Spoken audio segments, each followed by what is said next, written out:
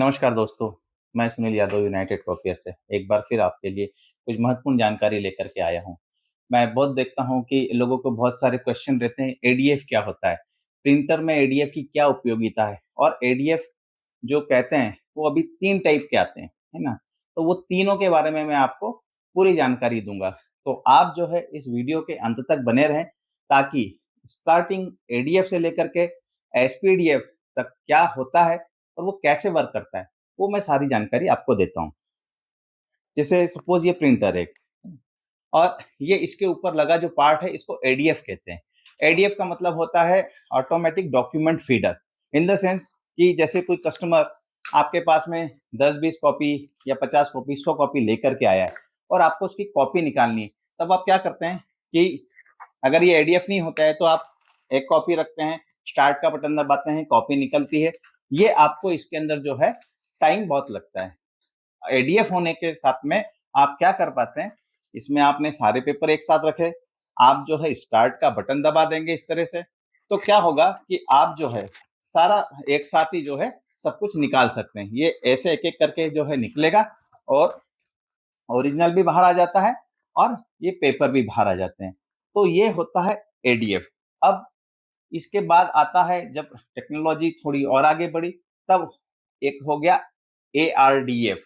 एआरडीएफ in the sense automatic reversal document feeder. इसका मतलब ये होता है कि जो हमने पेपर ऐसे लगाया था वो एक एक करके ऐसे निकाल रहा था। अभी जब आगे पीछे वाला कोई पेज होगा, जैसे सपोज इसके आगे पीछे कुछ लिखा होता, तब क्या होता, वो आगे पीछे एक ही बार में जो है वो आगे पीछे आपका कर देता। तो वो जो होता है एआरडीएफ कहलाता है, ऑटोमेटिक रिवर्सल डॉक्यूमेंट फीडर। अब मशीन के अंदर या प्रिंटर के अंदर इसकी उपयोगिता क्या है? जैसे आजकल बल्क स्कैनिंग का बहुत काम आता है।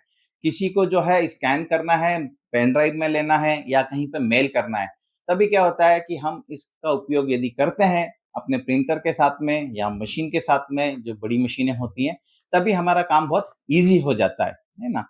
तो टाइम बहुत बचता है और हम बहुत फास्ट काम कर सकते हैं। आज की तारीख में इसकी स्पीड जो है 100, 150, 200, 300 कॉपी की स्पीड तक स्कैनिंग की आपको मिल जाती है इस एआरडीएफ के साथ में। इसके बाद में जो आता है वो होता है एसपीडीएफ। एसपीडीएफ का मतलब होता है single pass document feeder. Single pass का मतलब ये होता है, अभी हमने जब देखा था एआरडीएफ एक ही बार में सिंगल साइड का पेपर निकल गया। एआरडीएफ आगे पीछे होगा तो वो ऑटो रिवर्स करके निकाल देगा। एसपीडीएफ हो गया आगे पीछे यदि कोई ओरिजिनल है आपके पास तो एक ही बार में जो है वो इसको स्कैन करेगा। उसमें डबल स्कैनर होता है और वो इस तरह का होता है। जैसे मैंने एक मशीन का ओपन करके रखा हुआ है ये। अब जो एसपीडीएफ होता है उसकी ये पहचान होती है, ये इसमें एक स्कैनर डबल होता है यहाँ पर। एक स्कैनर तो मशीन के साथ होता है, दूसरा स्कैनर एडीएफ में होता है, तो वो एसपीडीएफ हो जाता है। तो ये इस तरह से जो है एडीएफ अपना वर्क करता है। अच्छा, इनके साथ में किसको लेना चाहिए? अब जैसे सपोज किसी कस्टमर के यहाँ पे जो काम रहता है दिन भर में 25 कॉपी, 50 कॉपी, 100 कॉपी, उनके लिए ये उपयोगी नहीं है। अगर वो ये इसका एडीएफ के साथ में कोई मशीन लेते हैं, तो वो पैसा वेस्टेज है। आपको वो मशीन में एडीएफ की रिक्वायरमेंट कब होती है? जब आपके पास में 1000-2000 कॉपी पर डे का काम होता है या आपको ऐसा लगता है कि मेरे पास में जो काम आता है, वो हमेशा बल्क में आता है। तो वो 100 पेज एक साथ आ गए, 200 पेज एक साथ आ गए, तभी जाकर के आप जो है उसमें वो उपयोगी बनेगा। अन्यथा आपके लिए उसकी कोई ज़रूरत है नहीं। तो इस तरह से ये एडीएफ और एआरडीएफ और एसपीडीएफ की पूरी डेफिनेशन हो गई। आपको जब भी कोई मशीन परचेज़ करनी है, तभी आपको ये समझना है कि मुझे उसकी रिक्वायरमेंट है या नहीं है।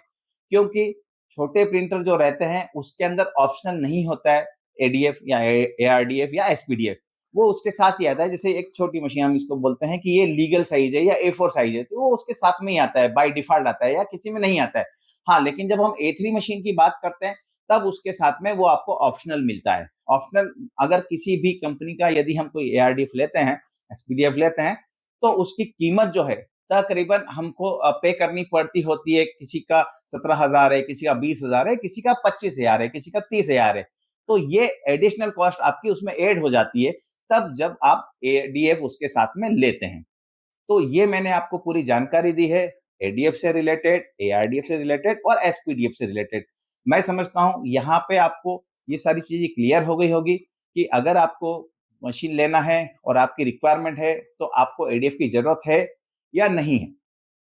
तो इस तरह की और भी कोई महत्वपूर्ण जानकारी के लिए आपको हमारे चैनल पे यूट्यूब चैनल है हमारा यूनाइटेड कॉपियर के नाम से, आप उस पर जा सकते हैं, आप उसको सब्सक्राइब कर सकते हैं, लाइक कर सकते हैं, ताकि हम ऐसी और भी महत्वपूर्ण जानकारियाँ लेकर के आपके सामने प्रस्तुत हो सके।